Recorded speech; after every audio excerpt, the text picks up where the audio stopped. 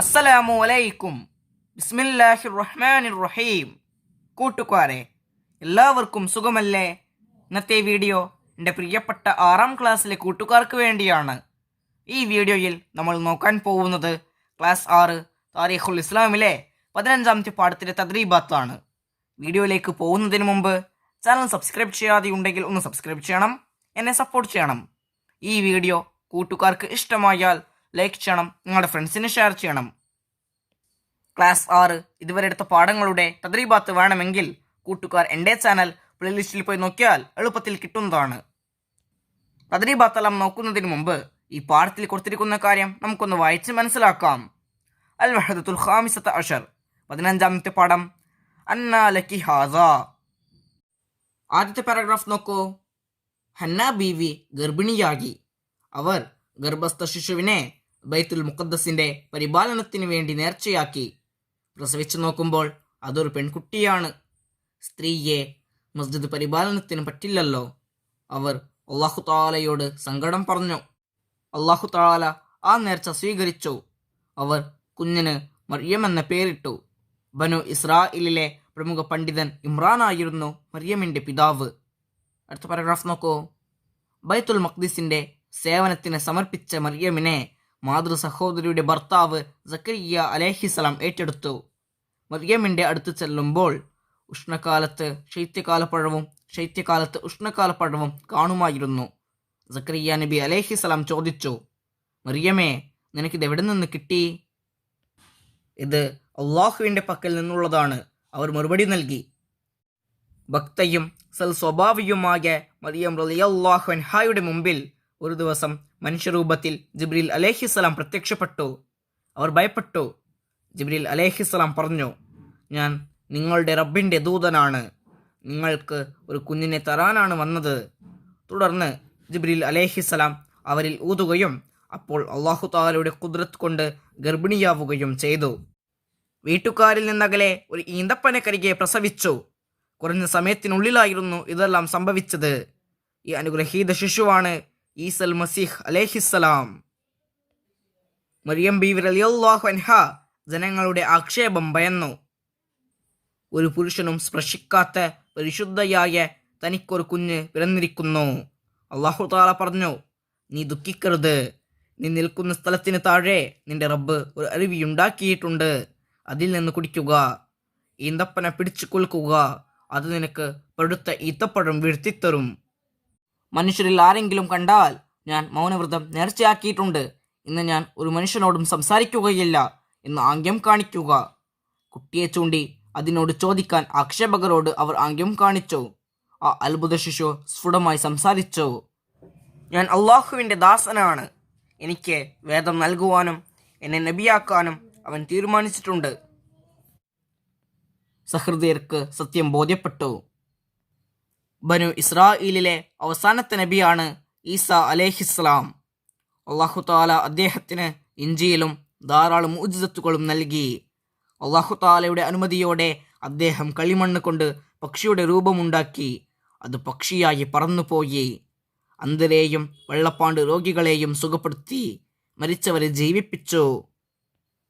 ഈ തെളിവുകൾ കാണിച്ച് അദ്ദേഹം അള്ളാഹുവിൻ്റെ മാർഗത്തിലേക്ക് ജനങ്ങളെ ക്ഷണിച്ചു.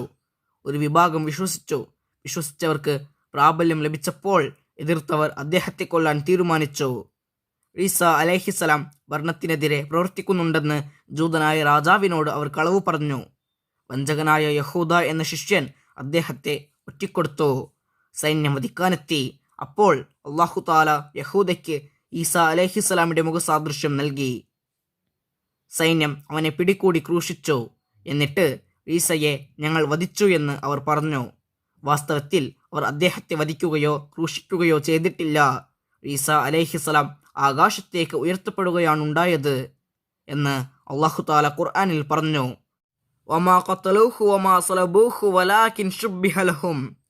അന്ത്യനാളിനോടടുത്ത് അദ്ദേഹം ഇറങ്ങി വരും. നബി സല്ലല്ലാഹു അലൈഹി വസല്ലമയുടെ ശരീഅത്ത് അനുസരിച്ച് ഭരണം നടത്തുകയും ചെയ്യും. കൂട്ടുകാർക്ക് ഈ പാഠം മനസ്സിലായില്ലേ? അപ്പോൾ നമ്മൾ ഈ പാഠത്തിൽ ആരെക്കുറിച്ചാണ് പഠിച്ചത്? അതെ, ഈസൽ മസീഹ് അലൈഹിസ്സലാമിനെ കുറിച്ചാണ് പഠിച്ചത്. ക്ലാസ് 6 താരീഖുൽ ഇസ്ലാമിൽ ഇത് അവസാനത്തെ പാഠമാണ്.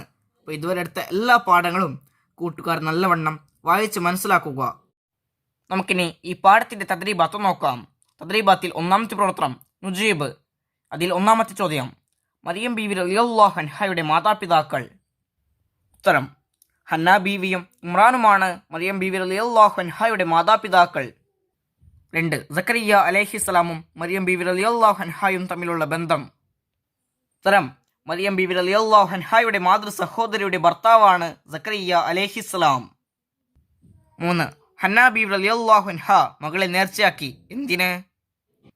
ഉത്തരം, ബൈത്തുൽ മുഖദ്ദസിന്റെ പരിപാലനത്തിന് വേണ്ടി. 4.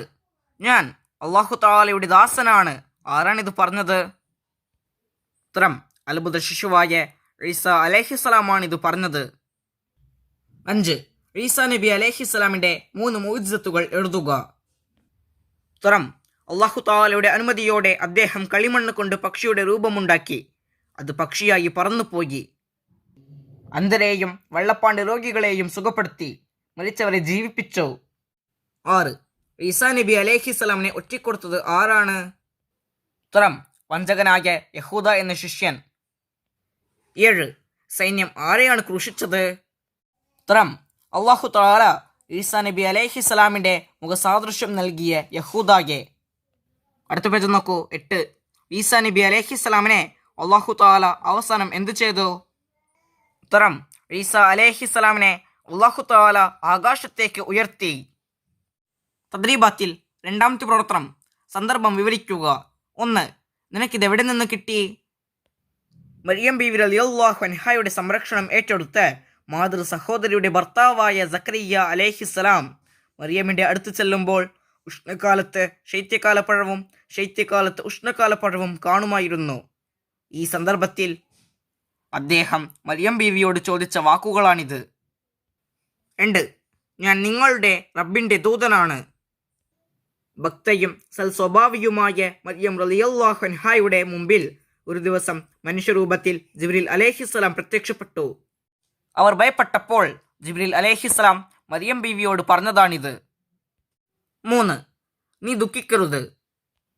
മറിയം ബീവി റളിയല്ലാഹു അൻഹ ജനങ്ങളുടെ ആക്ഷേപം ഭയന്നു. ഒരു പുരുഷനും സ്പർശിക്കാത്ത പരിശുദ്ധയായ തനിക്കൊരു കുഞ്ഞ് പിറന്നിരിക്കുന്നു എന്ന് ഭയന്നപ്പോൾ അല്ലാഹു തആല പറഞ്ഞ വാക്കുകളാണിത്. തദ്രീബാത്തിൽ മൂന്നാമത്തെ പ്രവർത്തനം തഖ്സീസ്. അതിൽ ഒന്നാമത്തത് മറിയം ബീവിയുടെ ചരിത്രം ചുരുക്കി എഴുതുക. ഈസാ നബി അലൈഹിസ്സലാമിന്റെ മാതാവായിരുന്ന മറിയം ബീവി റളിയല്ലാഹു അൻഹയുടെ പേര് വിശുദ്ധ ഖുർആനിൽ എത്രയോ തവണ പറഞ്ഞിട്ടുണ്ട്. എന്തൊരു സൗഭാഗ്യവതി! അവർ സഹിച്ച ത്യാഗം നിരവധിയാണ്. വിവാഹം, ദാമ്പത്യം, ഭർത്താവിനെ പരിചരിക്കൽ അവയൊന്നും അവർക്ക് വിധിക്കപ്പെട്ടിട്ടില്ല. എന്നാൽ ഗർഭം ധരിക്കലും കുഞ്ഞിനെ പ്രസവിക്കലും അവർക്ക് വിധിക്കപ്പെട്ടിരുന്നു. മറിയം ബീവിയുടെ മാതാപിതാക്കൾ ഹന്ന ബീവിയും ഇമ്രാനുമായിരുന്നു. ഹന്ന ബീവി ഗർഭസ്ഥ ശിശുവിനെ ബൈത്തുൽ മഖ്ദിസിന്റെ പരിപാലനത്തിന് നേർച്ചയാക്കി. പ്രസവിച്ചപ്പോൾ അതൊരു പെൺകുട്ടിയായിരുന്നു. സ്ത്രീ മസ്ജിദ് പരിപാലനത്തിന് പറ്റുകയില്ലല്ലോ. അവർ അള്ളാഹുവിനോട് സങ്കടം പറഞ്ഞു. അള്ളാഹു ആ നേർച്ച സ്വീകരിക്കുകയും മറിയമിനെ മസ്ജിദ് സേവനത്തിനായി സമർപ്പിക്കാനും അറിയിച്ചു. അങ്ങനെ മസ്ജിദ് സേവനം ഏറ്റെടുത്ത ബീവിയുടെ സംരക്ഷണ ചുമതല സക്കരിയ അലൈഹിസ്സലാം ഏറ്റെടുത്തു. അള്ളാഹുവിൽ നിന്ന് മറിയം ബീവിക്ക് അകാല പഴങ്ങൾ ലഭിക്കുന്നത് സക്കരിയ അലൈഹിസ്സലാം കണ്ടിട്ടുണ്ട്. അങ്ങനെയിരിക്കെ ഭക്തയും സൽസ്വഭാവിയുമായ മറിയം ബീവിയുടെ മുമ്പിൽ മനുഷ്യരൂപത്തിൽ ജിബ്രീൽ അലൈഹിസ്സലാം പ്രത്യക്ഷപ്പെടുകയും അള്ളാഹുവിൽ നിന്നുള്ള സന്തോഷ വാർത്ത അറിയിക്കുകയും ചെയ്തു. തുടർന്ന് മലക്ക് മറിയം ബീവിയുടെ മേൽ ഊതുകയും അള്ളാഹുവിൻ്റെ ഖുദ്റത്ത് അവർ ഗർഭിണിയാവുകയും ചെയ്തു. അങ്ങനെ വീട്ടുകാരിൽ നിന്നകലെ ഒരു ഈന്തപ്പനക്കരികെ ഈസാ നബി അലൈഹിസ്സലാമിന് ബീവി ജന്മം നൽകി. ജനങ്ങളുടെ ആക്ഷേപം ഭയന്ന് പരിശുദ്ധയായ മറിയം അലൈഹിസ്സലാമിനെ അള്ളാഹു തആല സംരക്ഷിക്കുകയും ചെയ്തു. അങ്ങനെ അള്ളാഹുവിൻ്റെ നിർദ്ദേശപ്രകാരം ആക്ഷേപകരുടെ മുമ്പിൽ മൗനവ്രതം ആചരിക്കുകയും പിഞ്ചു കുഞ്ഞിനെ ചൂണ്ടി അതിനോട് ചോദിക്കാൻ ആംഗ്യം കാണിക്കുകയും ചെയ്തു. അത്ഭുതമെന്ന് പറയട്ടെ, ആ കുഞ്ഞ് താൻ അള്ളാഹുവിൻ്റെ ദാസനാണെന്നും തനിക്ക് വേദം നൽകാനും തന്നെ നബിയാക്കാനും അള്ളാഹു തീരുമാനിച്ചിട്ടുണ്ട് എന്നറിയിക്കുകയും ചെയ്തു. സഹൃദയർക്ക് സത്യം ബോധ്യപ്പെട്ടു. മറിയം ബീവിക്ക് ആശ്വാസമായി. അള്ളാഹുവിൻ്റെ അനുഗ്രഹത്താൽ ബീവി കുഞ്ഞിനെ ഭംഗിയായി വളർത്തുകയും ചെയ്തു. തഖ്സീസിൽ രണ്ടാമത്തത് സ്ത്രീയെ മസ്ജിദ് പരിപാലനത്തിന് പറ്റില്ല സമർത്ഥിക്കുക. മസ്ജിദുകൾ അള്ളാഹുവിൻ്റെ ഭവനങ്ങളാണ്. അവ പരിപാലിക്കേണ്ടവർ എപ്പോഴും ഇബാദത്തുകൾ കൊണ്ട് അതിനെ അലങ്കരിക്കൽ അത്യാവശ്യമാണ്. പുരുഷന്മാർക്ക് മാത്രമാണ് അതിന് കഴിയുക. കാരണം സ്ത്രീ സൃഷ്ടിക്കപ്പെട്ടത് പുരുഷനിൽ നിന്ന് തീർത്തും വ്യത്യസ്തമായാണ്. അവർക്ക് എല്ലായ്പ്പോഴും ഇബാദത്തുകൾ നിർവഹിക്കാൻ സാധിക്കുകയില്ല. അതുപോലെ അള്ളാഹുവിൻ്റെ ഭവനമായ മസ്ജിദ് എല്ലാവിധ അശുദ്ധികളിൽ നിന്നും ശുദ്ധിയുള്ളതാവൽ അത്യാവശ്യമാണ്. സ്ത്രീകൾക്ക് അതിന് സാധ്യമല്ല. കാരണം ഹൈൽ, നിഫാസ് തുടങ്ങിയ വലിയ അശുദ്ധികൾ സ്ത്രീകൾക്ക് ഉണ്ടാവുന്നു. അതുകൊണ്ട് തന്നെ പുരുഷനെപ്പോലെ മസ്ജിദുകൾ പരിപാലിക്കാൻ അവൾക്ക് സാധിക്കുകയില്ല. അള്ളാഹു സ്ത്രീക്ക് ഉമ്മയാവാനും കുടുംബത്തെ ഉത്തരവാദിത്വത്തോടെ പരിപാലിക്കാനുമുള്ള കഴിവും പക്വതയും നൽകിയിട്ടുണ്ട്. അതൊരിക്കലും ഒരു പുരുഷന് ചെയ്യാൻ സാധിക്കുകയില്ല. അള്ളാഹു നൽകിയ ഈ പദവികൾ ഭംഗിയായി നിർവഹിക്കുന്നതിന് തന്നെ അള്ളാഹു പ്രതിഫലം നൽകുകയും ചെയ്യും. അതുകൊണ്ട് തന്നെ പ്രതിഫലം ഉദ്ദേശിച്ച് പള്ളി പരിപാലിക്കേണ്ടതില്ല. അതുപോലെ സ്ത്രീകൾ പള്ളിയിൽ വെച്ച് നിസ്കരിക്കുന്നതിലേറെ ഉത്തമം വീട്ടിൽ വെച്ച് നിസ്കരിക്കുന്നതിനാണ്. സ്ത്രീകളുടെ നിസ്കാരം രഹസ്യമാക്കുന്നതും നല്ലതാണ്. ഇത് നിസ്കാര വിശുദ്ധിയെ പരിശുദ്ധമാക്കുന്നു. പൊതുഭവനങ്ങളായ പള്ളികൾ മാത്രമാണ് പുരുഷന്മാർ നിസ്കാരത്തിന് തിരഞ്ഞെടുക്കേണ്ടത്. അവർക്ക് വീടുകളിലെ നിസ്കാരം അനുവദനീയമല്ല. അതുകൊണ്ട് തന്നെ അവർക്ക് അനുവദനീയമായ സ്ഥലങ്ങൾ അവർ തിരഞ്ഞെടുക്കേണ്ടതാണ്. മറിച്ചായാൽ സമൂഹത്തിൽ പല ബുദ്ധിമുട്ടുകളും സ്ത്രീകൾക്ക് ഉണ്ടാവാനിടയുണ്ട്. അതിനാൽ പള്ളി പരിപാലനം സ്ത്രീകൾക്ക് പറ്റുകയില്ല. ഈ പാഠത്തിന്റെ തദ്രീബാത്ത് കൂട്ടുകാർക്ക് മനസ്സിലായില്ലേ? ഇൻഷാ അല്ലാഹ് അടുത്ത സബ്ജക്റ്റുമായി നമുക്ക് വീണ്ടും കാണാം. അപ്പോൾ എല്ലാവർക്കും അസ്സലാമു അലൈക്കും വറഹ്മത്തുള്ളാഹി തആല വബറകാതുഹു.